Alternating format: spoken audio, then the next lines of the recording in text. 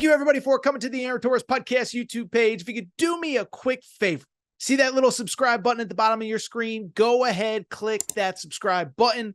Really does help our channel grow, our audience grow, and I really do appreciate it more than you know. So click that subscribe button. Appreciate your support. Now, here's the video that you came here for. I'm talking about Chapel Hill, North Carolina, or as the locals are calling it, Chapel Bill, where obviously this is the conversation, right? Bill Belichick is the new head coach at North Carolina. I still, in so many ways, cannot believe it. But what's been interesting, listen, Bill Belichick got introduced on Thursday. The press conference was actually going on during our show. So Bill Belichick's on the job now. And what I find fascinating, we really haven't gotten very much news about his plans, his this, his that. The only two coaches that I'm aware of that we know, or staff members even, one, Mike Lombardi, who was a longtime player personnel guy that worked with Bill Belichick. He was working at VSiN, Vegas Sports Information Network. That is a radio network that does a lot of gambling stuff. He was working at VSiN.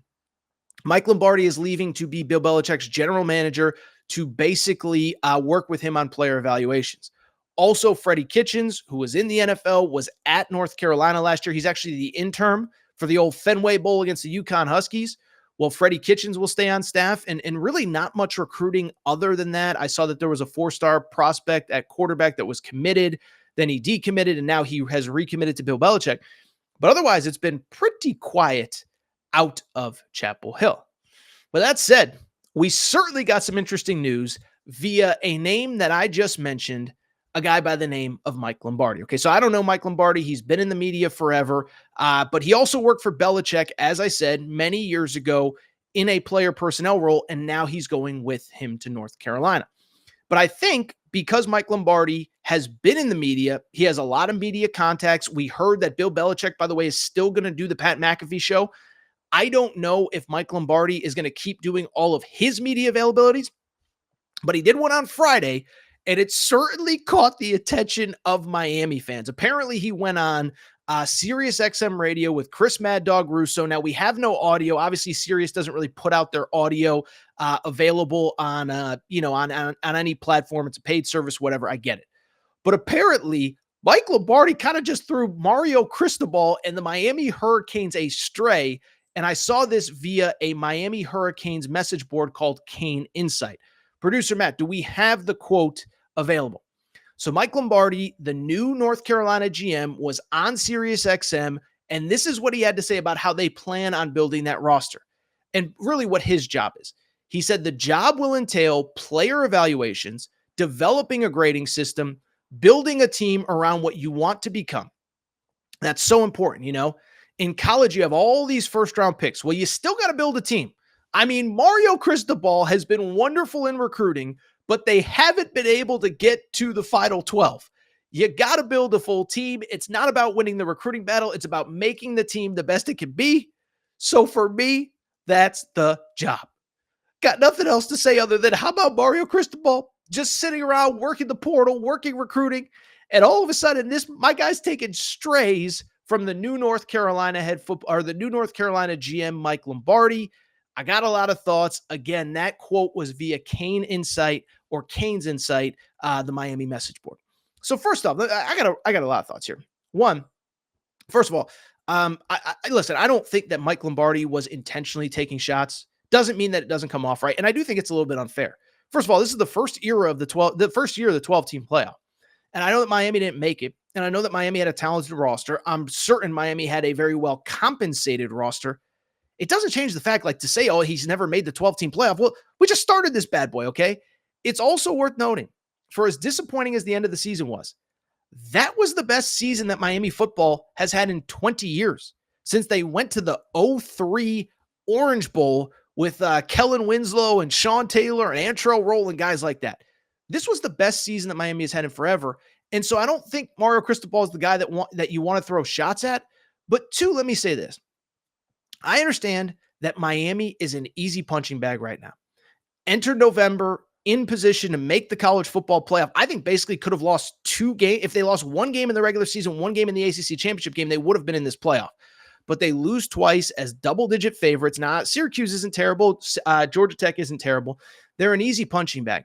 But what I would say is, does Mike Lombardi, does Bill Belichick, do they have any idea how hard it is to actually put together a roster as good as Mario Cristobal did? Now, you can argue, could another coach get more out of it? Maybe. That's not the argument. The argument is how many guys could even put that roster together? You know how many recruiting battles you have to win to have a roster like Mario Cristobal's?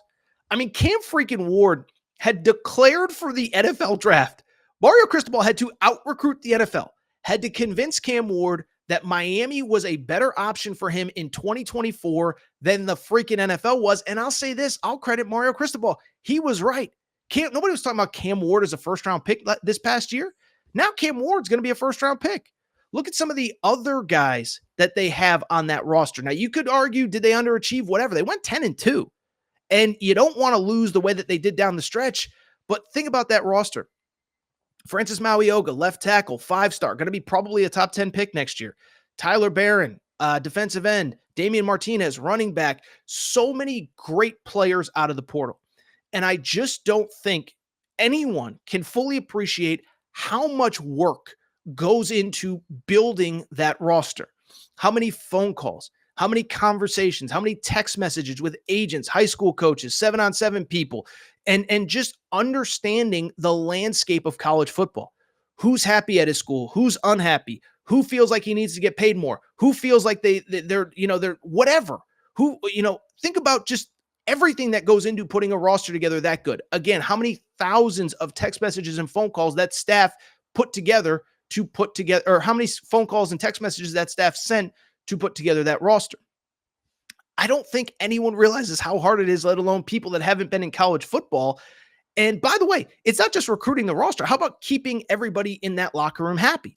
And again, that's one thing. I just don't think Bill Belichick and his staff, if it's going to be a lot of NFL people, are fully ready for, unless they've lived it, right? The number of kids in that locker room that you have to constantly have a pulse on.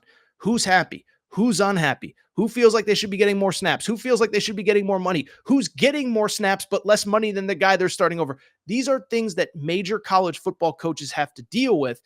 And let me kind of wrap by also saying this.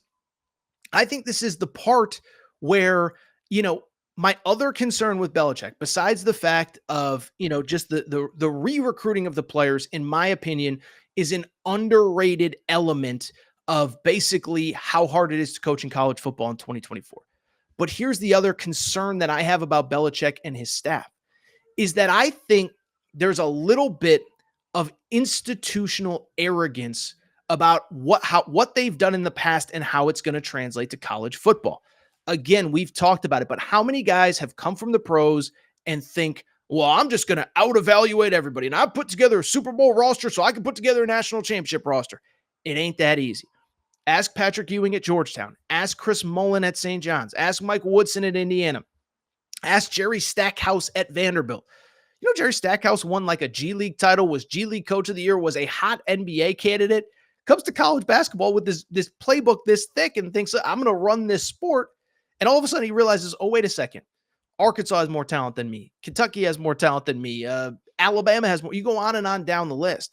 And so, again, that's my thing with Belichick and Mike Lombardi.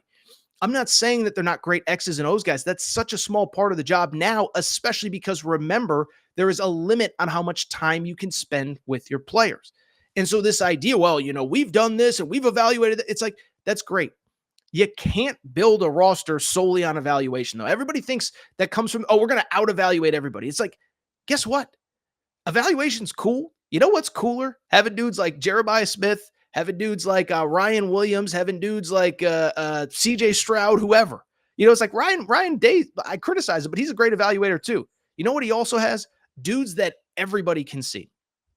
And so again, I think there's only so many 5-stars that you can, there's only so many 3-stars that you can turn into NFL draft prospects. You can't have a roster full of those guys. It just doesn't work. And so I have my doubts. I'm not rooting against Bill Belichick. And by the way, let me also say this really quick before we get to some college hoops, because this show's already going long. But I just sit there and I look at what is going on with North Carolina. And again, I said it a second ago. Bill Belichick, he's saying all the right things. We're going to be more media friendly. I'm going to go on McAfee, this, that, the other thing. Well, here's my big question is sometimes being media friendly isn't good. There's a reason that Nick Saban never let his assistant coaches do media. It's because you put your foot in your mouth just like this. Didn't love the comments from Mike Lombardi. Don't think it was intentional. Don't think it changes the fact, though, that Miami now has a major chip on their shoulder if they have North Carolina on the schedule next year.